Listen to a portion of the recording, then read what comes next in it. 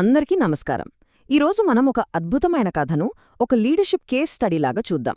అదే ఎస్తేరు కథ. అసలు ఎలాంటి ఫార్మల్ ట్రైనింగ్ లేకుండా కేవలం ఒక సంక్షోభం వచ్చినప్పుడు తన బాధ్యతను గుర్తించి ఒక మామూలు మహిళ తన ప్రజలందర్నీ కాపాడే ఒక గొప్ప నాయకురాలుగా ఎలా మారిందో మనం విశ్లేషిద్దాం. సరే, కథలోకి వెళ్లే ముందు ఒక్క నిమిషం ఆలోచిద్దాం. అసలొక నాయకుడిని గొప్ప నాయకుడిగా మార్చేదేంటి? అది వారసత్వంగా వస్తుందా, లేకపోతే పెద్ద పెద్ద పదవుల్లో ఉండటం వల్ల, లేదా కరెక్ట్ టైంలో బాధ్యత తీసుకునే ధైర్యమా? ఎస్తేరు ప్రయాణం ఈ ప్రశ్నకు ఒక చాలా పవర్ఫుల్ ఆన్సర్ ఇస్తుంది. సో మన విశ్లేషణల్లో మొదటి భాగం అసాధారణ నాయకురాలు. అసలు ఆమె ప్రయాణం ఎక్కడ మొదలైందో చూద్దాం. ఎందుకంటే గొప్ప నాయకులు ఎప్పుడూ రాజభవనాల్లోనే పుట్టాలని రూలేం లేదు కదా.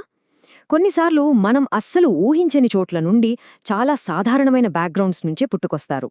ఓసారి ఎస్తెర్ ప్రొఫైల్ చూస్తే ఎలాంటి పొలిటికల్ ఇన్ఫ్లుయెన్స్ లేదు, రాయల్ ఫ్యామిలీ బ్యాక్గ్రౌండ్ అస్సలే లేదు. ఆమె ఒక అనాథ, బంధువుల ఇంట్లో పెరిగిన ఒక మామూలు అమ్మాయి. ఇక్కడే మనకు లీడర్షిప్లో మొదటి పాఠం దొరుకుతుంది. ఏంటంటే మన బ్యాక్గ్రౌండ్ మన ఫ్యూచర్ని డిసైడ్ చెయ్యదు. మన కెపాసిటీ, మన సంకల్పం అవే మనల్ని ముందుకు నడిపిస్తాయి. ఆమె జీవితంలో వచ్చిన మార్పుని చూడండి. ఒక ఆర్డినరీ అమ్మాయి ఏకంగా దేశ ప్రథమ మహిళగా ఎదిగింది. ఇది ఆమె కావాలని కోరుకున్నది కాదు, పరిస్థితులే ఆమెను ఆ పాత్రలోకి నెట్టేశాయి. దీన్నే మనం యాక్సిడెంటల్ లీడర్షిప్ అని పిలవచ్చు. అంటే ఊహించని విధంగా బాధ్యతలు మీదపడినప్పుడు నాయకత్వం పుడుతుందనమాట. రైట్. ఇప్పుడు ఆమెకు అసలైన పరీక్ష ఎదురైంది. దాన్ని ఎలా ఎదుర్కొందో చూద్దాం.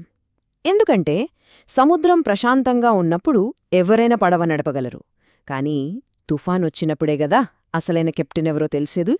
ఇక్కడ సంక్షోభం ఎంత తీవ్రంగా ఉందో గమనించాలి. ఇదేదో పాలసీ ప్రాబ్లం కాదు, ఏకంగా ఒక జాతి మనుగడకే ఒప్పు. ఒక లీడర్ ముందు ఇంతకంటే పెద్ద హై స్టేక్స్ ఛాలెంజ్ ఇంకొకటి ఉండదేమో. ఆమె తీసుకునే నిర్ణయమే వాళ్ల భవిష్యత్తుని డిసైడ్ చేస్తోంది. ఈ ఒక్క మాట మొత్తం కథ గమనాన్నే మార్చేసింది. ఇది జస్ట్ ఒక సలహా కాదు, it's a call to action. తన పవర్ కేవలం అలంకారం కోసం కాదని, దానికి ఒక పర్పస్, ఒక డ్యూటీ ఉందని ఎస్తేరు రియలైజ్ అయిన మూమెంట్ ఇది. లీడర్షిప్లో దీన్నే పర్పస్ కనుక్కోవడం అంటారు. ఒక సంక్షోభం వచ్చినప్పుడు గొప్ప నాయకులు ఆవేశంతో రియాక్ట్ అవ్వరు, ఆలోచనతో స్పందిస్తారు. ఎస్తేరు చేసింది కూడా అదే. ఆమె వెంటనే రంగంలోకి దూకేలేదు. మరేం చేసింది?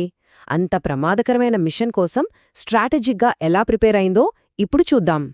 ఆమె వేసిన ఈ 3 రోజుల ప్లాన్ని మనం ఒక మోడర్న్ మేనేజ్మెంట్ స్ట్రాటజీలాగా అనలైజ్ చేద్దాం. ఫస్ట్ స్టెప్ ఉపవాసం. ఇది ఒక రకంగా టీమ్ అలైన్మెంట్ లాంటిది.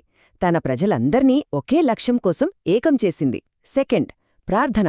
ఇది ఇన్నర్ రిఫ్లెక్షన్, అంటే తన నెక్స్ట్ మూవ్ ఏంటనే దానిపై స్ట్రాటజిక్ క్లారిటీ తెచ్చుకోవడం. ఇక మూడోది ధైర్యం.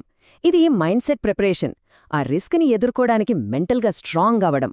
ఇది ఏ లీడరైనా సరే ఒక పెద్ద నిర్ణయం తీసుకునే ముందు చేయాల్సిన హోంవర్క్. Okay, plan ready. కానీ ప్లాన్ వేయటం ఒక ఎత్తైతే దాన్ని ఎగ్జిక్యూట్ చేయడం మరో ఎత్తు కదా.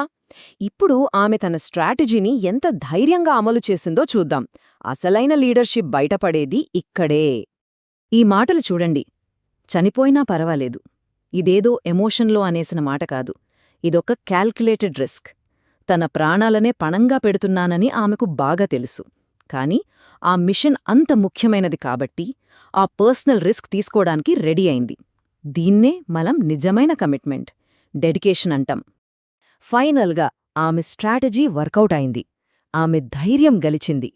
ఈ ఒక్క సంఘటన ఏం ప్రూవ్ చేస్తుందంటే correct planning, calculated risk taking, ఇంకా అస్సలు తగ్గని కమిట్మెంట్, ఈ 3 కలిస్తే అసాధ్యమనుకున్నది కూడా సుసాధ్యమవుతుంది.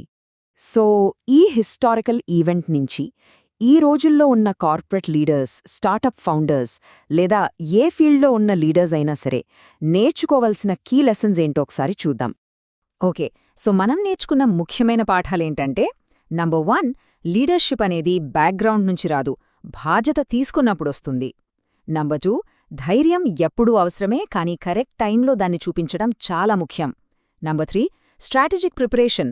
అది జస్ట్ ఒక ఫార్మాలిటీ కాదు, అది మనల్ని మెంటల్గా రెడీ చేసి పెద్ద పెద్ద మార్పులకు దారితీస్తుంది. అండ్ ఫైనలీ మన డ్యూటీ ఏంటో గుర్తించినప్పుడు మన లోపలున్న అసాధారణమైన శక్తి బయటకొస్తుంది. ఈ ప్రిన్సిపల్స్ ఎప్పటికీ వ్యాలిడ్. ఈ అనాలిసిస్ను ఒక చిన్న ప్రశ్నతో ముగిద్దాం. ఎస్తేరు లైఫ్లో ఇలాంటి సమయం ఒకటి వచ్చింది. అప్పుడు ఆమె సిద్ధంగా ఉంది. మన జీవితంలో కూడా అలాంటి మూమెంట్ రావచ్చు.